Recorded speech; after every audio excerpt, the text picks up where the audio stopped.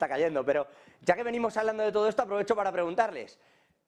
FED, Banco Central Europeo, hoy el FMI, JP Morgan hablando de que estamos en la calma que precede la tormenta, con Jamie Dimon también hablando del ojo del huracán, todo el mundo hablando de que, ojo, que hay mucha inflación, pero no hay tanta riqueza por debajo y las familias sí están sufriendo. ¿Vosotros cómo veis esta especie de dicotomía que parece nueva? Porque normalmente cuando baja la inflación sufren las familias, pero no sube la inflación si de verdad están sufriendo las familias también. Es decir, ¿creéis que hay de verdad un porcentaje importante de la inflación que se debe a beneficios empresariales? Yo personalmente, como ya sabéis, yo opino que la inflación americana es por un shock de demanda, mientras que la europea es por un shock de oferta. Por tanto, no tiene nada que ver ni la generación ni la solución.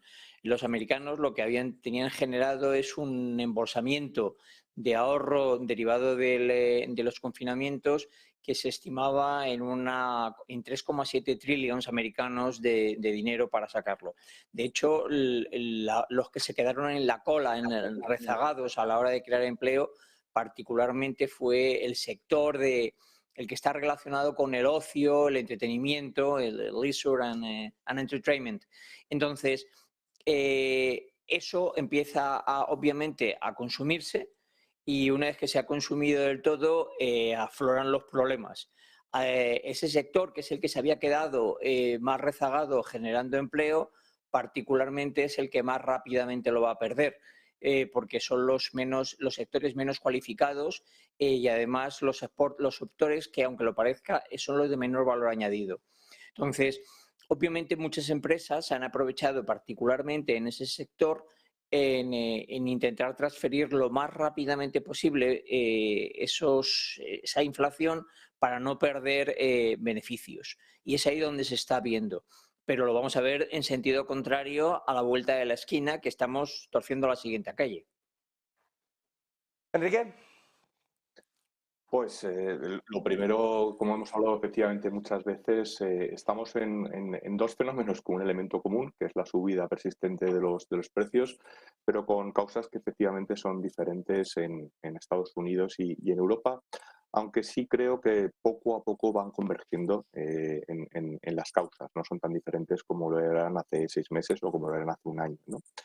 Por otro lado, pues en esta dicotomía que siempre tiene la política monetaria, ¿no? Que en definitiva es intentar llevar la inflación pues, a las tasas que se consideran razonables, en este caso pues un 2%, pero mirando por el rabillo del ojo pues que no se provoque una recesión o por lo menos no una gran recesión.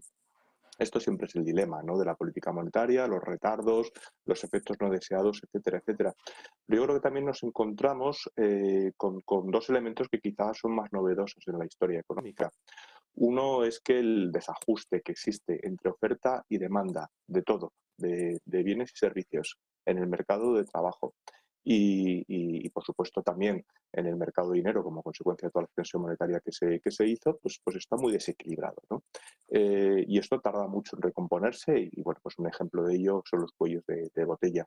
Pero otro elemento también significativo es que las variables después de la pandemia se tienen que ajustar. Entonces, claro, durante la pandemia, efectivamente, la tasa de ahorro subió muchísimo. Esa tasa de ahorro fundamentalmente de las familias, porque no consumían, que en el caso de Europa particularmente, pues consiguieron mantener sus ingresos pues a través de las diferentes políticas que se realizaron, no se producía en las empresas que evidentemente se quedaron sin actividad y entraron en unas pérdidas brutales. Entonces también ¿qué es lo que está ocurriendo ahora? Pues lo que está ocurriendo ahora es que las familias, pues yo creo que primero como un desahogo, ¿no? Después de haber superado toda la pandemia y después ya como una pauta común y cuando ha llegado la inflación como una necesidad, pues han ido tirando del colchón del ahorro para poder, bueno, pues primero hacer todo aquello que no se pudo hacer durante un tiempo y ahora pues para mantenerse con ese incremento de precios, sobre todo en los alimentos y en la energía tan brutal que han tenido. ¿Qué es lo que ha pasado en las empresas? Pues lo contrario. Esos márgenes negativos que tuvieron durante la pandemia, pues los están recuperando ahora. También, por eso también hay que tener cuidado cuando hablamos del crecimiento de los márgenes empresariales, qué periodos hacemos la comparación, ¿no? Con todo esto lo que quiero decir es que se tienen que ir equilibrando todos estos elementos que volver a buscar este equilibrio pues es algo novedoso dentro de la economía, no quiere decir que nunca haya pasado, pero que es especialmente novedoso y que hace pues que todas las predicciones pues cada 15 días haya que replanteárselo, que es en lo que estamos. Entonces pues, nos encontramos con que el Banco de Inglaterra pues no sabe si dar un paso adelante o mejor al lado, el de Australia lo da para atrás, Canadá también, Europa hoy esta mañana el Banco Central Europeo pues uno de los halcones ha avisado que todavía está pendiente una subida de tipos de interés y bueno, en esta incertidumbre nos movemos. Bueno, incertidumbre larga, que nos va subiendo poco a poco. Antes de cambiaros el tercio, os quería preguntar, además Miguel Ángel sé que también con estas cosas tiene experiencia y buen ojo en particular. Quería saber, con el tema del shadow banking y también con esto de lo que son las entidades financieras no bancarias, está habiendo mucha polémica, porque se habla de que el verdadero riesgo, el riesgo real de la economía, en realidad son estos apartaditos, es decir, que esas entidades financieras no bancarias están dando un crédito a una serie de personas que a lo mejor no son capaces de pagarlas y que a su vez tienen los colaterales puestos dentro de la banca y que esto puede suponer, en realidad, el golpe que está por venir. De hecho, hoy el Fondo Monetario Internacional le recomendaba al BCE que busque formas de dar liquidez en estados de emergencia a este tipo de asuntos. ¿Cómo veis vosotros, Enrique, Miguel Ángel, Enrique, este asunto y creéis que ahí puede estar la siguiente piedra de toque del sector bancario y, por lo tanto, de una posible crisis económica?